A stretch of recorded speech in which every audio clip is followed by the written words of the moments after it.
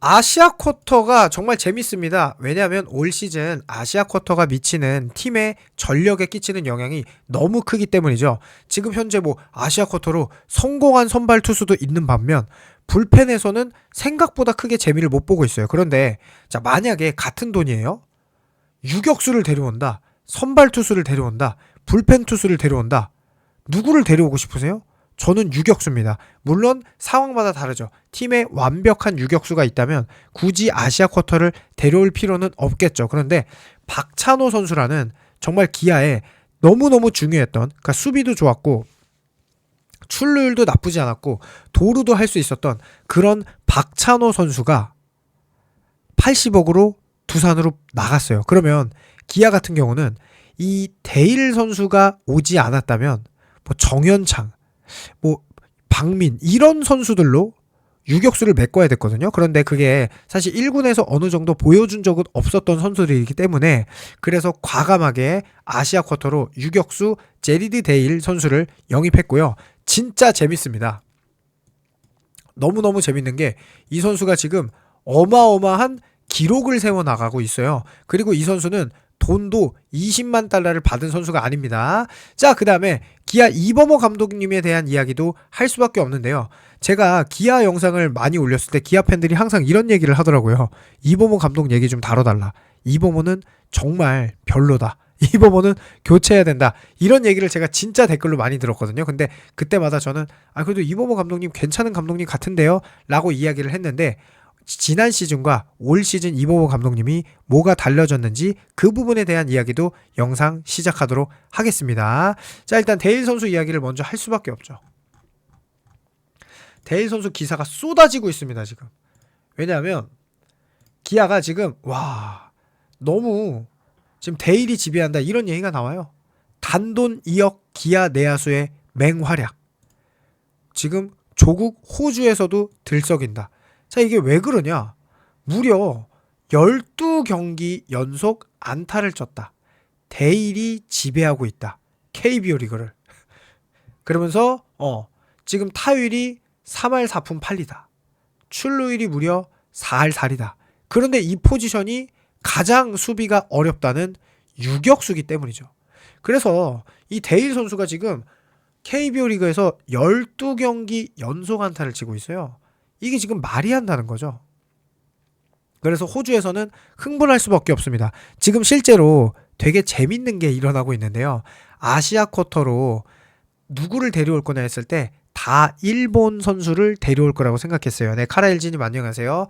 왜냐하면 일본이 워낙 기본기가 좋고 또 선수풀도 넓잖아요. 고등학교만 막 3,000개 야구부 막 이러니까 그러면 거기에 2군 선수들만 데려와도 대박이다 라고 생각을 했었거든요.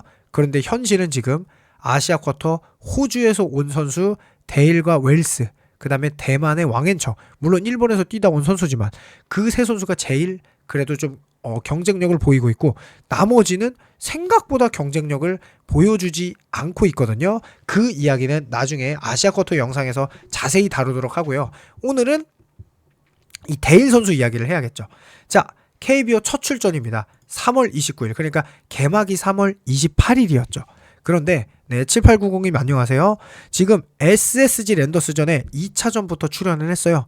그리고 나서 무려 지금까지 열린 모든 경기에서 12연속 안타에 성공합니다. 데일 선수 기록을 안 볼 수가 없죠. 데일 선수가 무려 12경기 연속 안타를 쳤습니다. 멀티히트도 꽤 많이 했어요. 최근에는 2안타가 많고요. 이 선수의 가장 놀라운 성적 중에 하나는 전 여기에요. 볼넷이 5개고 삼진이 6개다. 그 이야기는 뭐냐? 삼진을 쉽게 당하는 타자가 아니라는 거예요. 그리고 냉정하게 기아 타이거즈는요. 어떤 상황이었냐면 상대방의 필승조들을 많이 만나고 있던 그런 상황이었어요. 왜냐? 기아 타이거즈가 지금 4연승을 하면서 잘 이제 팀이 재정비가 돼서 5위를 하고 있는데 그 전에는 계속해서 지금 지고 있었기 때문에 상대방의 뭐 1, 2선발과 필승조를 만나고 있었고 그리고 이 4연승 기간에도 접전의 기간이 있었거든요. 한화랑 경기할 때. 그러니까 뭐 지금 정우주 선수 이런 선수 만나고 이러면서 엄청나게 어려운 선수들을 상대했어요.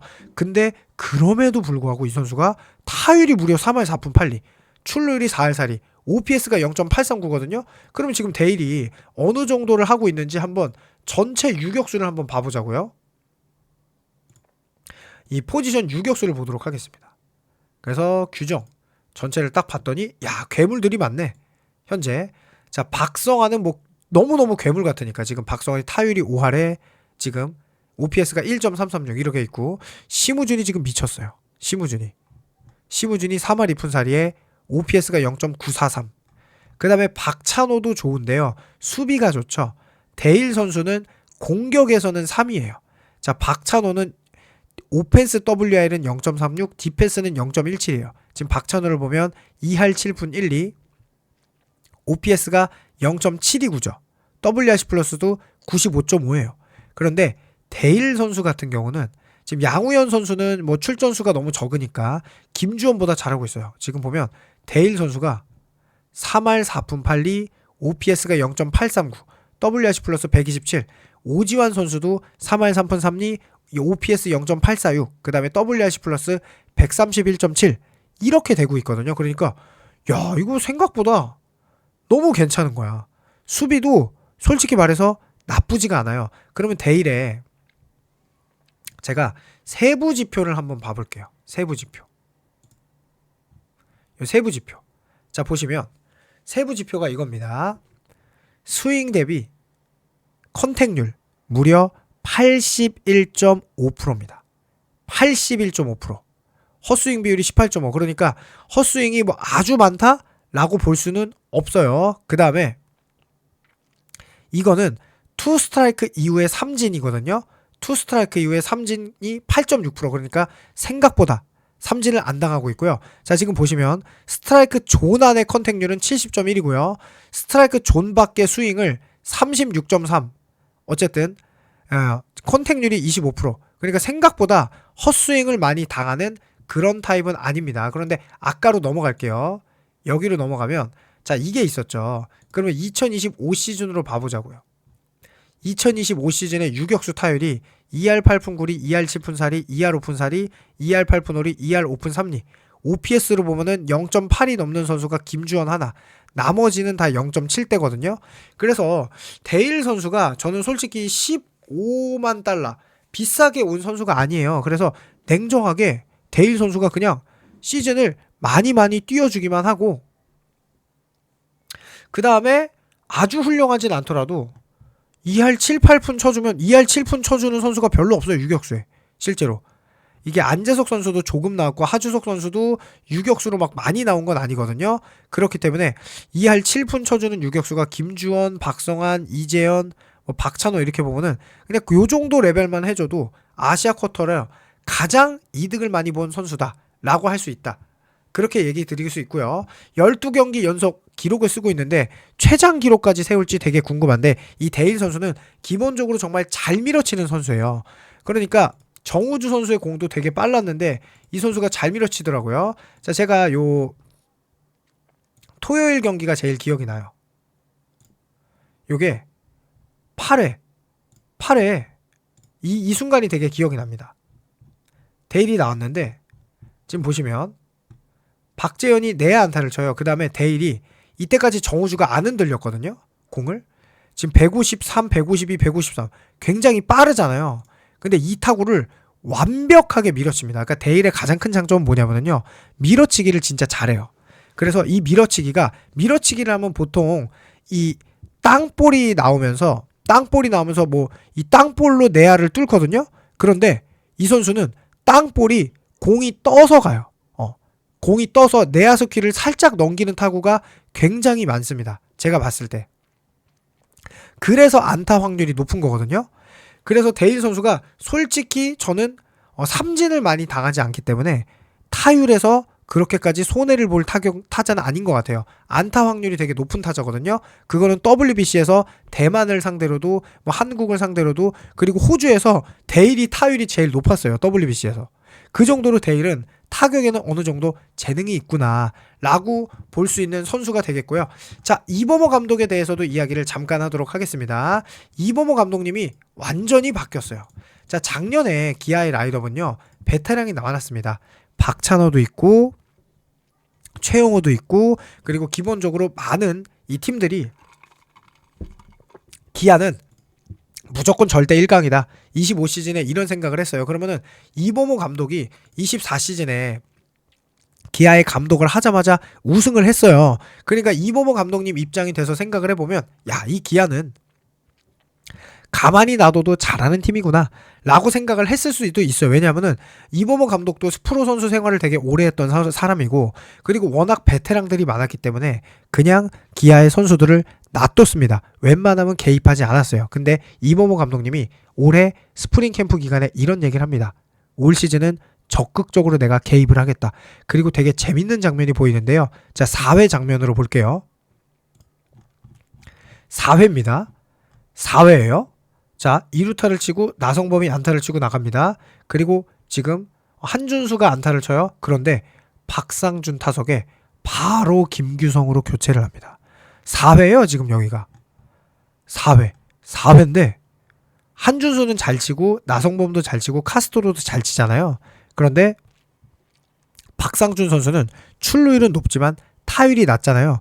그래서 김규성으로 내요. 그러면 이게 타율이 낮으니까 김규성이 안타를 치는 거냐? 라고 생각할 수도 있는데 이렇게 바로 번트를 댑니다. 근데 지금 이게 놀라운 건 이게 4회라는 얘기예요. 그리고 그래서 와, 이렇게 빨리 작전을 쓴다고? 그리고 이 작전이 성공을 했죠. 실제로. 왜냐? 하나가 불펜이 그렇게 강하지 않기도 했고, 흐름상 어제 불펜 필승조를 이겨내면서 승리를 했기 때문에 불펜 한두 점으로 불펜 싸움으로 끌고 가면 이기겠구나 라고 저는 생각을 해서 이범호 감독님이 작전 야구를 했던 것 같아요. 이렇게 적극적으로 번트를 대더라고요. 이날 김규성이 희생 번트를 2개를 댔어요. 그 정도로 적극적이었거든요. 그러니까 이거는 진짜 우연이 아니라 지금 김규성이 또 희생 번트를 대잖아요. 6회. 이 정도로 적극적으로 개입하는구나, 이런 걸 보고 좀 많이 느꼈고, 그 다음에 기아 이범호 감독님에 대한 이야기를 한마디 더 하자면, 빠르게 지금 보시면 박상준, 박재현을 과감하게 라인업에 넣었죠. 뭐 윤도현 선수도 물론 부상이 있고 오선우 선수는 이제 부상은 없었지만 1루수 오선우를 계속 쓸 수도 있었는데 과감하게 빼고, 박재현 선수 같은 경우는 나성범이 우익수를 보고 김선빈이 지명타자를 할 수도 있잖아요. 그런데 그거조차도 과감하게 바꾸면서 어린 선수들을 적극적으로 기용하는 게 저는 이범호 감독님이 나쁘지 않아 보이거든요. 기아의 팬들은 이제 이범호 감독님에 대한 이야기를 한번 꼭 해달라고 해서 오늘 그 부분을 한번 이야기해 뵀는데요. 여러분들의 생각 궁금하니까 댓글 부탁드릴게요. 감사합니다.